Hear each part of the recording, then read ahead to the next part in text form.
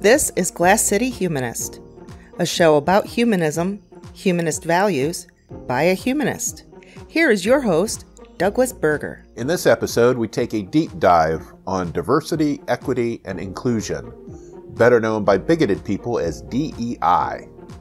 Then we look at how in vitro fertilization is causing some ironic responses from the anti-abortion crowd. Glass City Humanist is an outreach project of the secular humanists of Western Lake Erie, building community through compassion and reason for a better tomorrow.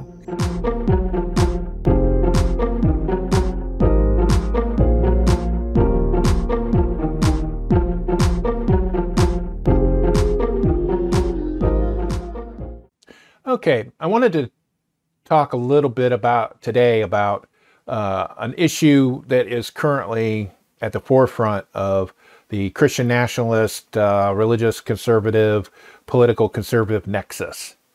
Before they went after trans kids, before that, CRT, book bannings, book bannings, etc., etc.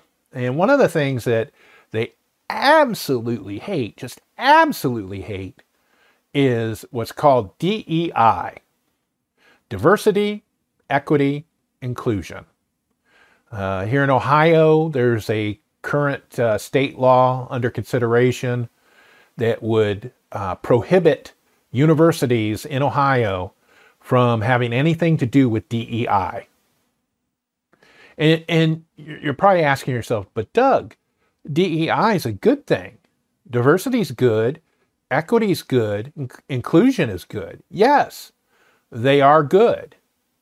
But the conservatives have turned those three letters into a slur like they did with CRT. I can promise you this, that they really don't know what DEI is. They assume that it is against white people. And these are people that are really upset because they can't use the N-word anymore. It's a simple fact. Because it's usually the old white people that are upset with DEI. And so what I wanted to do is I wanted to talk about what DEI is. What it really is. So that maybe if it comes up in conversation, that you might know people that start off spouting off about that DEI, oh, I hate that. Well, then you'd be better informed. Because I'd rather have people better informed than hurting people. And so, kind of what I wanted to do first is I wanted to play a clip. Well, it's a really short video from this YouTube channel called The Root.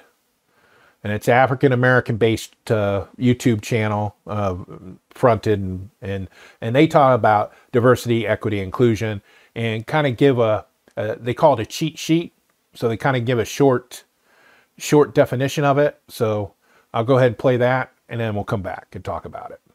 Every industry these days is using the term DEI to explain why they are appointing diversity officers, carrying out diversity training, and discussing ways to be more inclusive. But what really is DEI, and why is it necessary? DEI is short for diversity, equity, and inclusion. Here's a breakdown. Diversity is ensuring the representation of all identifiers across races, gender identities, sexual orientations, religions, political beliefs, socioeconomic statuses, and more. Equity is the fair treatment of all previously stated identifiers, making sure every person in the environment has the same opportunities, resources, and support. Inclusion is making sure that the space is comfortable and welcoming to every type of person present. Everybody should feel respected and valued. Host of the 2023 Golden Globe Awards, Gerard Carmichael, included in his opening monologue that the Hollywood Foreign Press Association, the group of journalists that decide the nominees and the winners of the Golden Globes, didn't have a single black journalist in the association until after George Floyd died.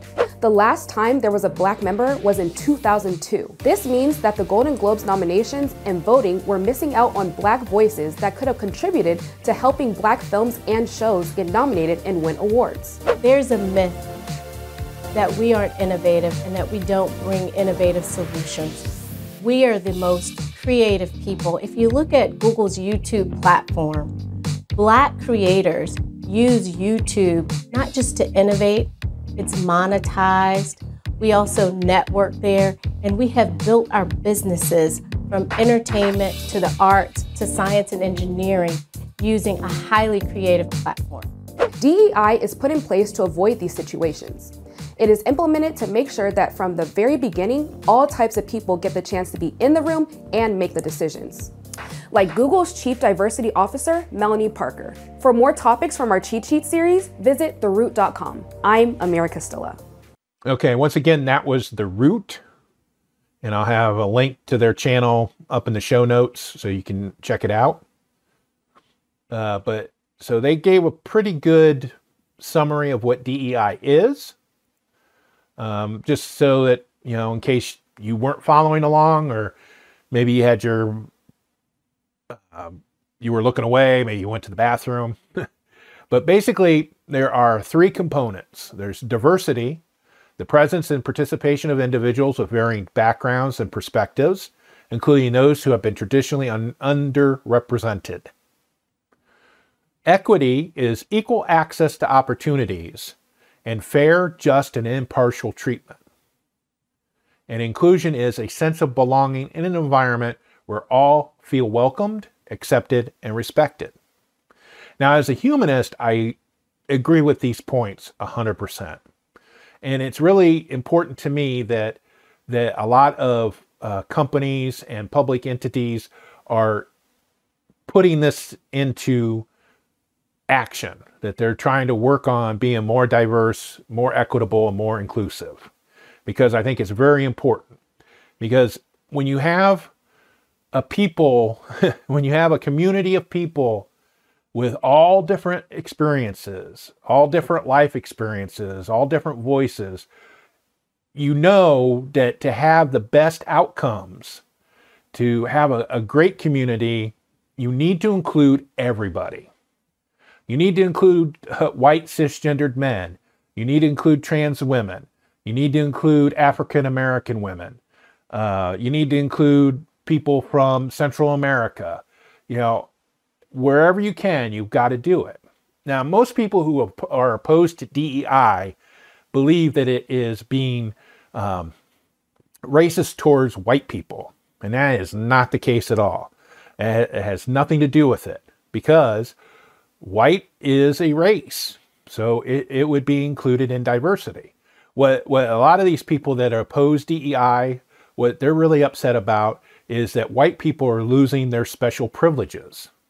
Then you have other people that are upset about DEI because they equate it with affirmative action.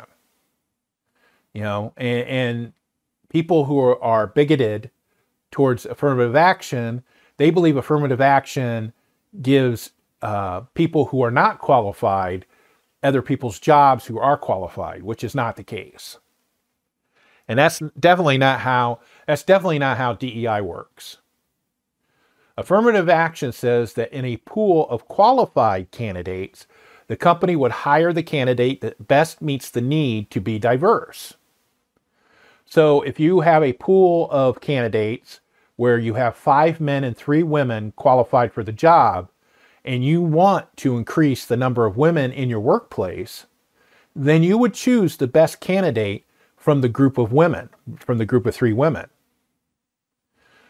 DEI is where you make sure you have policies and other processes in place that include all the different people in your company. And there have been dozens of studies that have shown that companies that have strong DEI objectives and use them do better and are more profitable.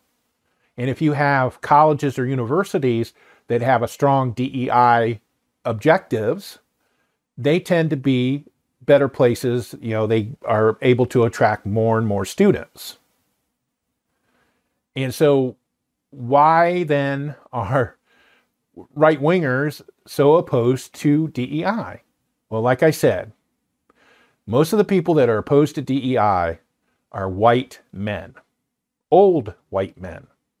And they are afraid of losing their special place that they assume that they have because they're old white men. That used to be the default. for example, if you are a business owner and you tend to hire people who are like yourself, you are not contributing to your company's DEI objectives. So basically, for equity in the workplace, what you want to do is you want to have equal opportunities, fair compensation, and balanced training and educational opportunities. I was just watching a documentary the other night on PBS about flight attendants and the history of flight attendants and how they struggled to, one, get rid of the sexism inherent in being a flight attendant, and being able to then have better equity and better diversity and inclusion in the airline industry. Because when the flight attendant was originally conceived, they were a nurse. They were used as nurses on flights because, at the time, people thought that they'd have medical challenges for people that were flying. And this is in the when regular air transportation started taking off in the 30s and 40s. So they would have these women on board that were nurses, medically trained nurses. And that kind of bled into the history of the airline industry, where you would have these nurses and they controlled everything about these women. They could only be a certain weight. They had to be a certain height. They couldn't be married. They couldn't have children. They couldn't wear slacks. They had to wear skirts. They couldn't wear hose because that was a fire hazard, but they had to wear skirts. And they were all women.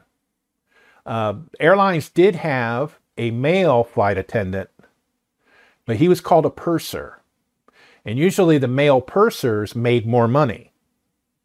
So, this documentary I was watching on PBS was talking about the flight attendants getting unionized and getting collectively bargaining and some of their stories.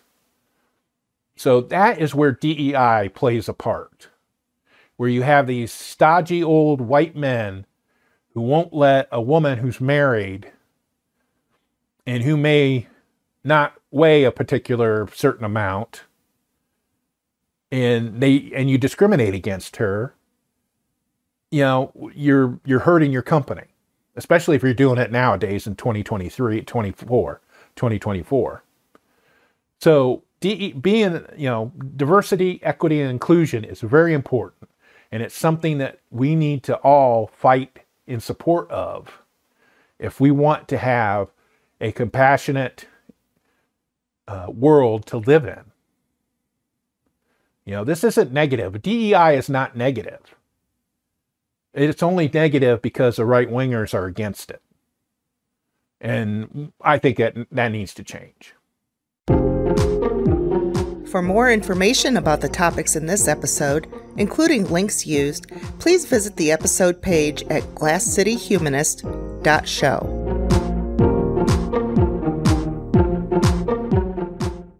During the struggle to protect abortion rights here in Ohio, and one of the things that was used, one of the arguments was used and is covered under what ended up being State Issue 1 that protected reproductive rights here in Ohio, was protecting people who decided to use in vitro fertilization, also known as IVF.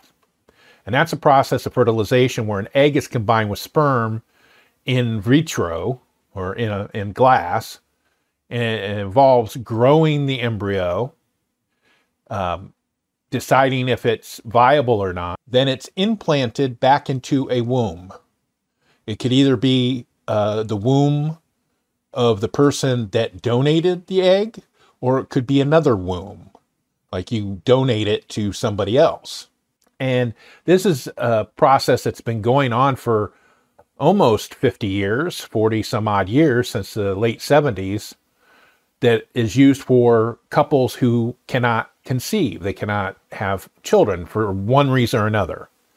And this is one of the techniques that has been used. It's scientifically sound. It's been used for decades. It's very expensive. And in many cases, insurance isn't required to cover it, but a lot of insurance companies do. It's still something that, you have to have the money to do it. And I know I've had friends and family members I've known who have gone through this process, and they've had like GoFundMe pages to raise money to do it, because it's thousands and thousands of dollars to go through this process. And that was one of the things that, as I said, is covered under the new Reproductive Rights Act. And the reason being is because Christian nationalists and evangelical Christians and some Catholics are opposed to IVF. They are of the mind that you're messing with God's plan. And if God had wanted you to have a baby, you would have a baby.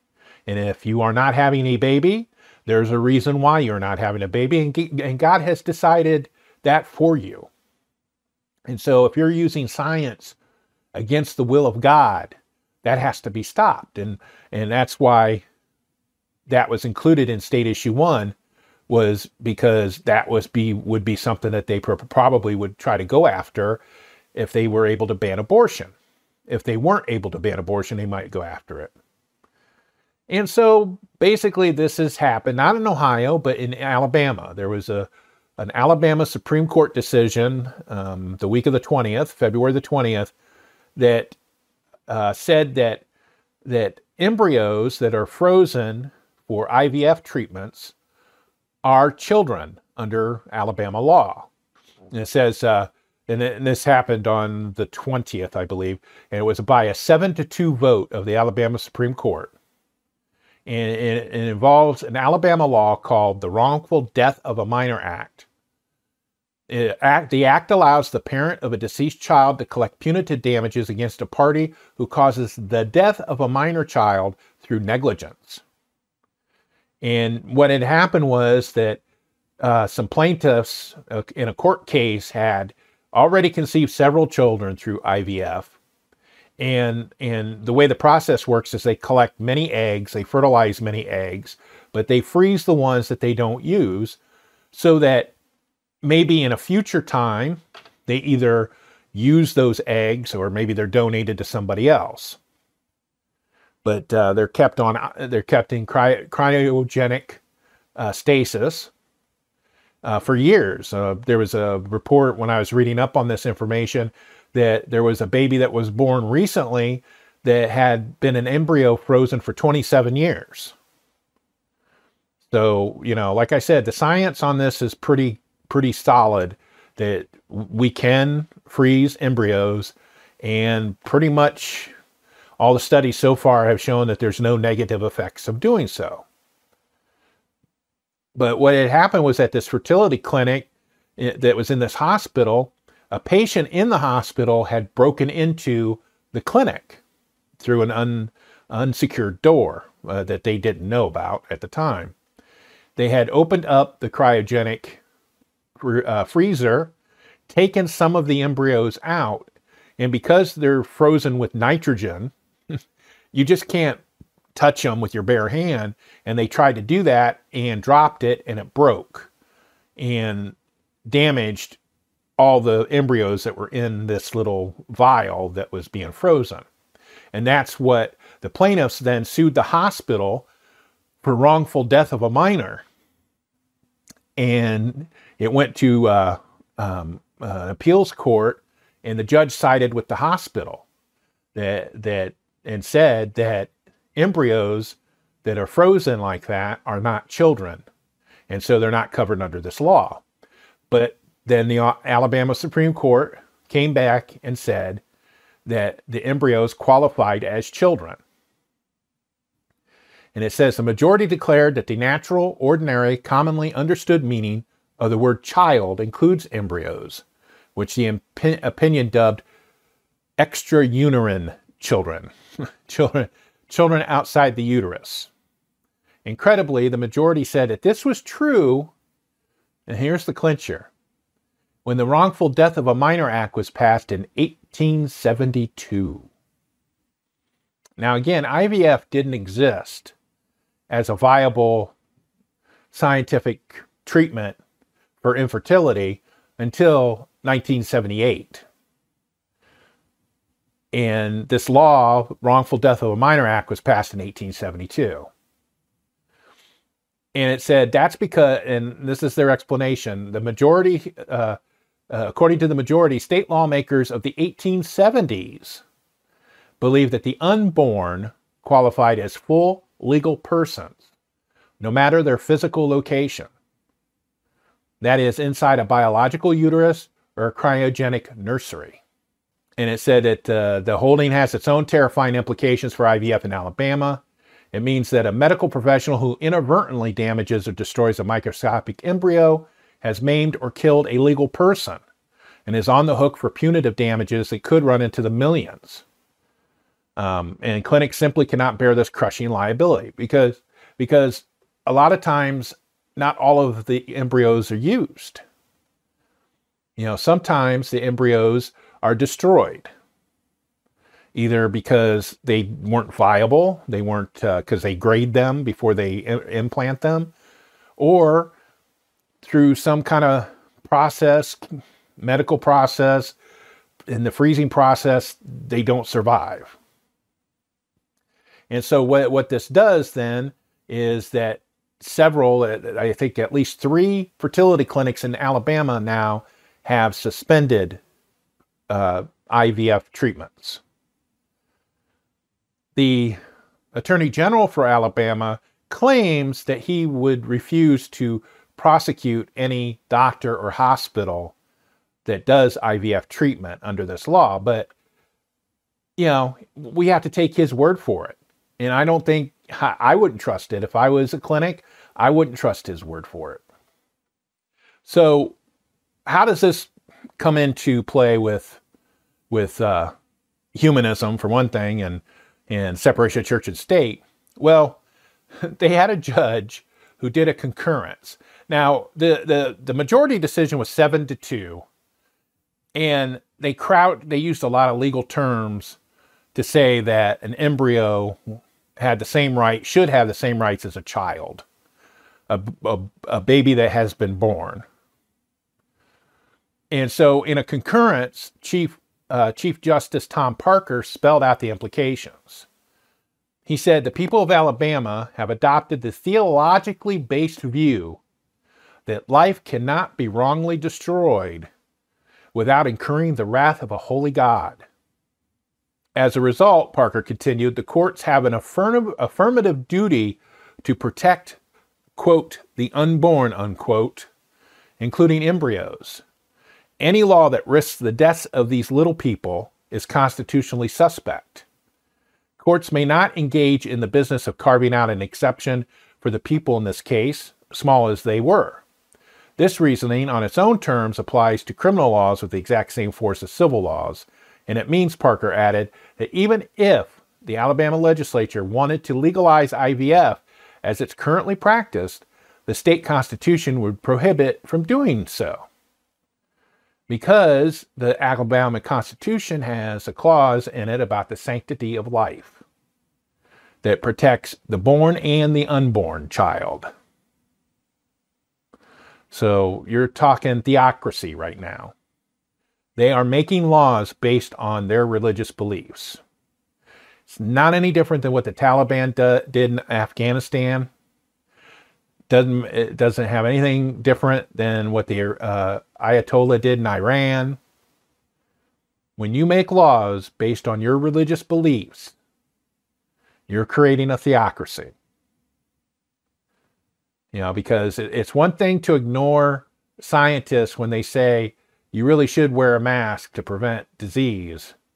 It's quite another to say that embryos that can be frozen and survive are people too, with all of that. And it's like, as some of the commentary I've read has asked, well, the person that dropped these embryos, can't they be charged with murder? That's an interesting question that needs to be answered. But they won't answer it because all they want to do is they just want to stop messing with God's plan. And however they do it, that's how they're going to do it. Now, one of the things you need to do also is understand how IVF actually is practiced.